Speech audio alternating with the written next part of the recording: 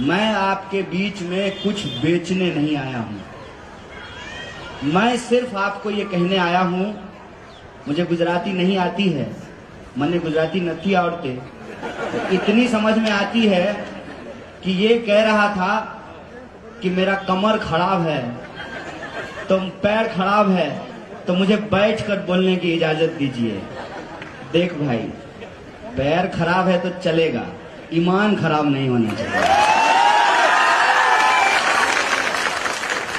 अब आप लोग बस बता दीजिए, मुझे नहीं कहना है, इस इंसान का ईमान खराब है क्या?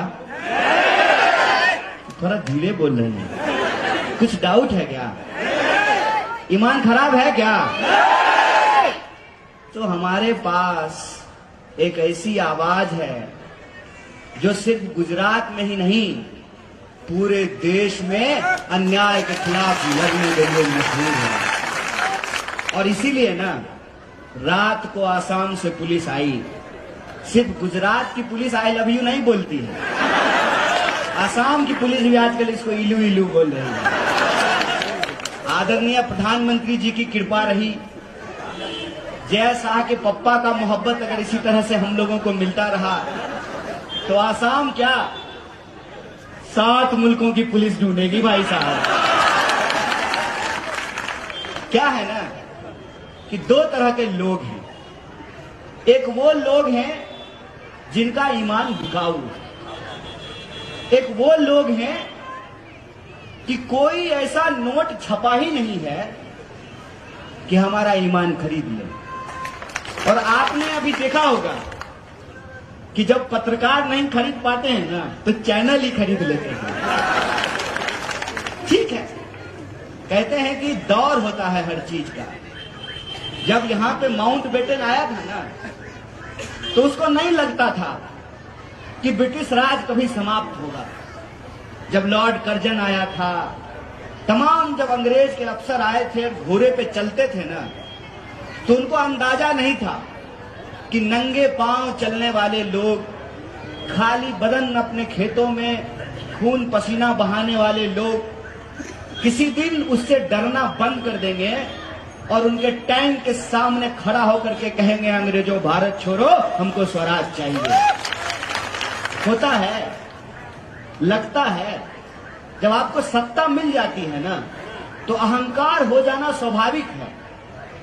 और सत्ता का अहंकार देखिए कि चुनाव अभी हुआ भी नहीं है, अभी एक ही फेज का चुनाव हुआ है, दूसरे फेज का चुनाव 5 तारीख को होगा, लेकिन टीवी स्टूडियो में सरकार बन गई है। जय शाह का पप्पा जो है घूम घूम करके मंत्रिमंडल बांट रहा है। जिस भी एमएलए के प्रचार में जाता है, कहता है, गुजरात के मेरे भाइयों बहनों, इसको एमएलए बना दीजिए, हम इसको मंत्री बना देंगे। अरे पहले सरकार तो बना लो भाई, फिर न मंत्री बनाओगे। इसको कहते हैं सत्ता का घमंड, क्योंकि उनको ये लगता है कि इंसान अपनी सारी समस्याओं को भूल जाएगा। रोजी का सवाल, रोटी का सवाल, शिक्षा का सवाल, बीमारी का सवाल, सड़क का सवाल, सब सवाल भूल जाएगा।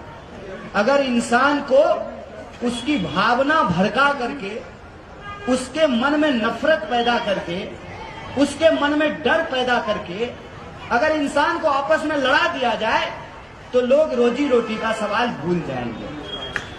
ऐसा काम हो रहा है, ऐसा काम पिछले 27 साल से हो रहा है। इसीलिए तो चुनाव 2022 में हो रहा है और गाना 2002 का बजा रहा है। इसीलिए हो रहा है ना, उनको लगता है, क्योंकि 2 तरह के लोग इस देश में हमेशा रहे हैं।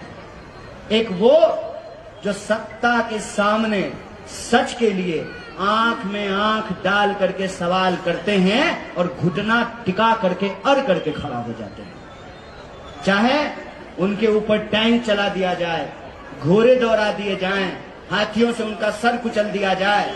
और आजकल तो हम लोग साइंटिफिक टेक्नोलॉजिकल रेवोल्यूशन में जीते हैं ना, तो आजकल नकली वीडियो बना करके लोगों को जेलों में ठूस दिया जाता है।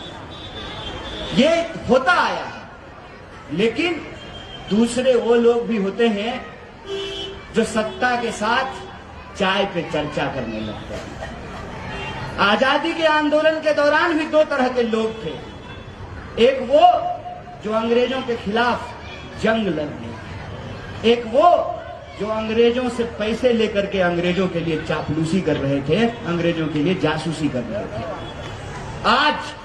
आज 21वीं सदी में 2022 में भी दो तरह के लोग हैं।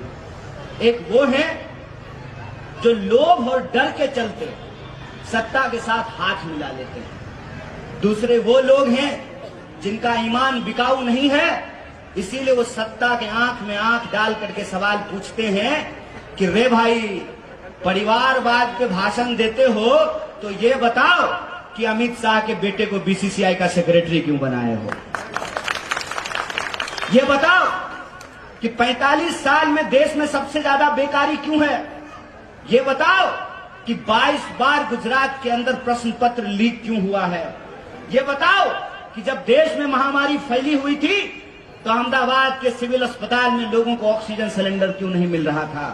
ये बताओ कि किसानों को क्यों आत्महत्या करनी पड़ती है, क्यों उनके फसल का दाम नहीं मिलता है? ये बताओ कि नोटबंदी करने के बाद आपने वादा किया था कि भ्रष्टाचार रुक जाएगा, भ्रष्टाचारियों को पकड़ा जाएगा, सरकार जब आएगी तो काला धन आएगा, सबके खाते में 15 लाख पहुंचाया जाएगा।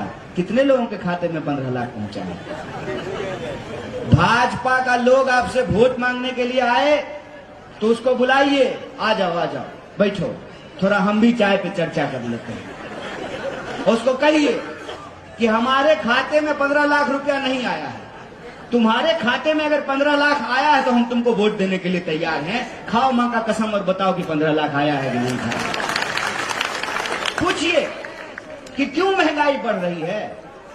एक मैडम है स्मृति ईरानी, मैं चाहता हूं कि बुरा दिन फिर से आ जाए, 400 रुपए में सिलेंडर मिलने लगे और सिलेंडर लेकर के स्मृति ईरानी अहमदाबाद की सड़कों पे प्रदर्शन करना शुरू कर दें।